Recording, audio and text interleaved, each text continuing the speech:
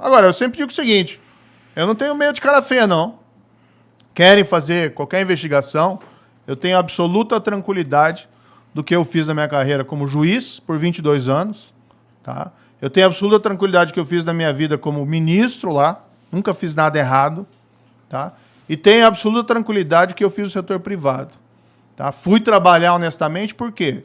Não enriqueci no serviço público, fui trabalhar, precisava ganhar dinheiro. Claro. E aí recebia pagamento de um serviço que eu prestava. E jamais prestei serviço para a empresa envolvida na Lava Jato. Quem fala isso, mente.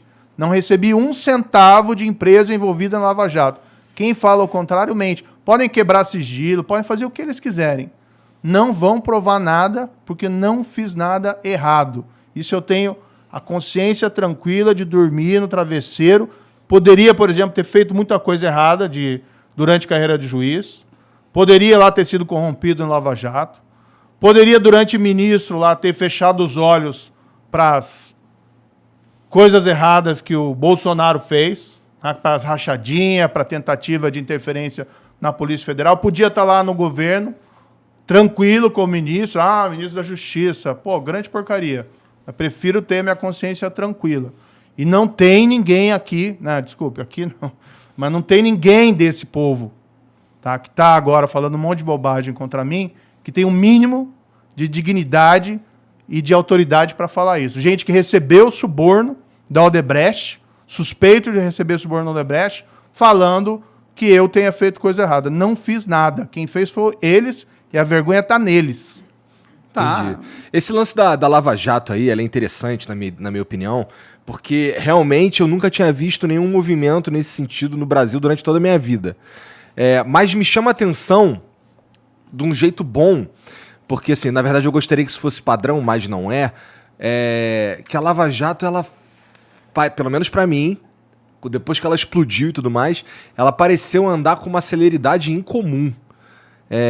Cara, o que te deu tanto tesão assim pra fazer isso andar do jeito que andou? Eu sempre fui idealista, tá? E eu trabalhei como juiz, como eu disse pra você, 22 anos. Uhum. E eu fui vendo as coisas evoluírem. Antes tu teve o caso do Banestado. Teve o caso do Banestado. Também é outro caso que fala um monte de coisa errada.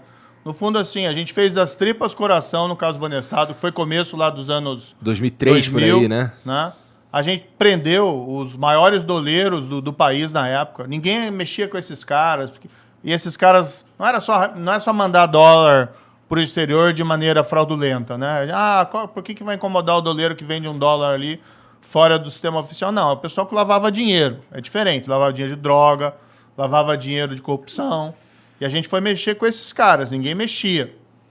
Até tem uma história que é bacana, né? Que é a seguinte. Teve esse escândalo do Banestado. Aí os processos eles estavam lá em Foz do Iguaçu, da Polícia Federal. Estavam meio mortos.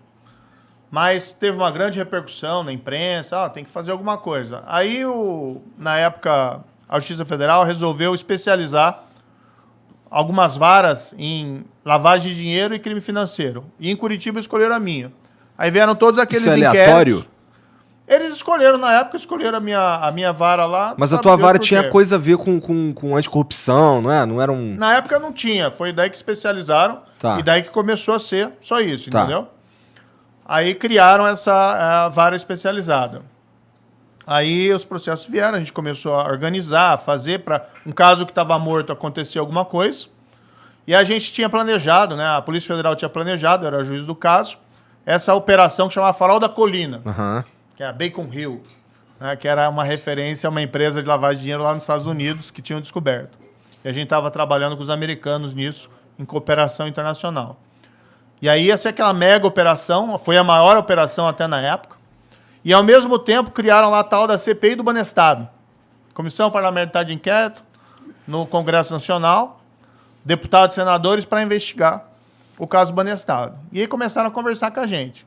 Teve um deputado que teve a cara de pau, um deputado do PT, teve a cara de pau de falar comigo lá em Curitiba.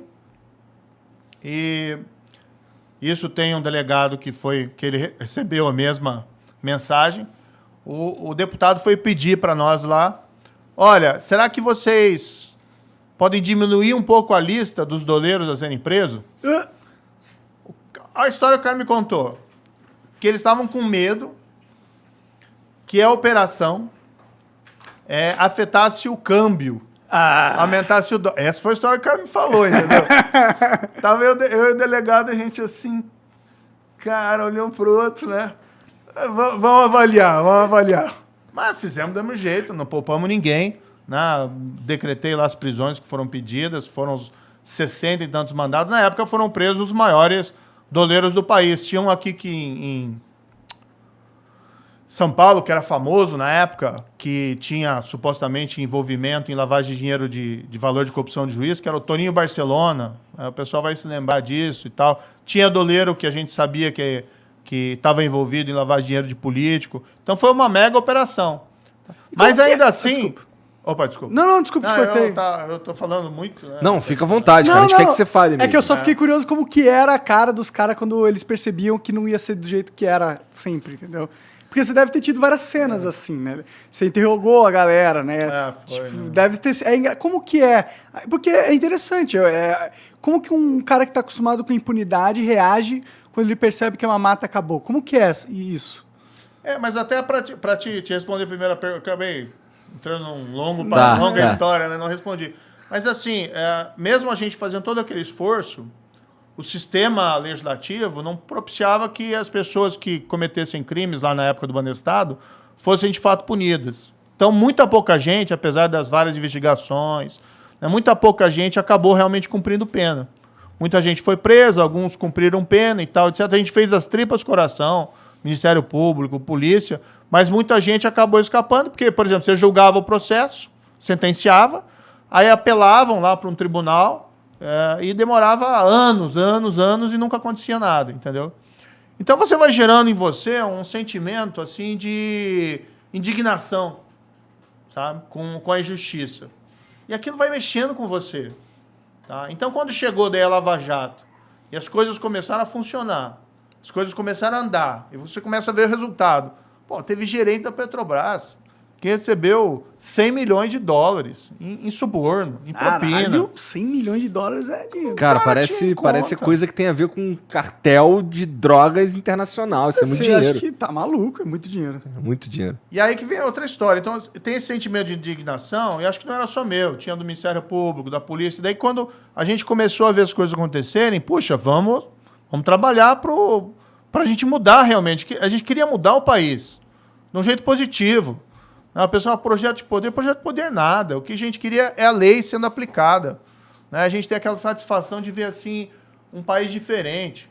Se vocês repararem, tem uns filmes em Hollywood, tá? Que acaba com o criminoso pousando de avião no Rio de Janeiro. Não tem. Aqui é conhecido como paraíso de não vai dar nada, né? Não vai dar nada. O cara fugindo pro Brasil da polícia no exterior. Tem um filme que eu acho que não é da época de vocês, que é o do Tom Hanks, o mais antigo. Ele ainda não estava mega famoso, né? Que é Um Dia a Casa Cai. E é mais ou menos a história assim, eles compram uma casa, eles querem comprar aquela casa dos sonhos, aí compram uma casa, e a comédia do filme é que a casa começa a cair aos pedaços. E o corretor que vende a casa desaparece. Daí tem uma cena do filme lá que... Mas cadê o cara, né? Cadê o corretor? Fugiu pro Brasil. Putz. Aí o Tom Hanks assim até fala, nada sutil, não, mas não tem polícia lá, né? Não tem justiça. Cara, às vezes parece que não tem. E agora você tem essa reação. Mas na Lava Jato, não. Na Lava Jato estava me perguntando, né? As pessoas começaram a mudar. O criminoso começou a confessar os crimes. Isso nunca aconteceu no Brasil. De um cara que roubou dinheiro. Devido à delação premiada, você imagina? Devido à delação. E por quê? A delação só funciona quando o criminoso começa a perceber que o sistema de justiça está funcionando. Porque, assim, se eu colaborar, eu consigo uma redução da minha pena. Se eu não colaborar, nada vai acontecer comigo, porque a justiça não funciona. Qual que você vai escolher? A segunda opção. A segunda opção. Na Lava Jato, como a gente inverteu essa lógica, e como o pessoal começou a ver o pessoal ir preso, o pessoal ser condenado, dinheiro sendo recuperado, alguns começaram a mudar de lado. A entender, olha, vou colaborar que é o melhor caminho. Como é nos Estados Unidos. Nos Estados Unidos, se o cara comete um crime, a chance dele ser punido rigorosamente é gigantesca. E aí o cara faz acordo. Um acordo de colaboração. Ou negocia a pena. Eu tive se você for ver estatística, né? Eu não vou ficar falando de estatística aqui, mas enfim.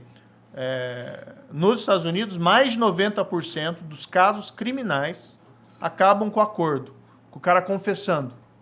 Mas daí o cara, em vez de pegar prisão perpétua, pega lá 30 anos. Em vez de pegar 10 anos, pega 5. Porque o sistema funciona. E se o cara sabe que tem prova contra ele, ele vai confessar. Aqui não, o que a gente vê? É um bando de bandido, roubando, nada acontecendo. Teve a Lava Jato, que mudou isso. E eles começaram daí a cumprir.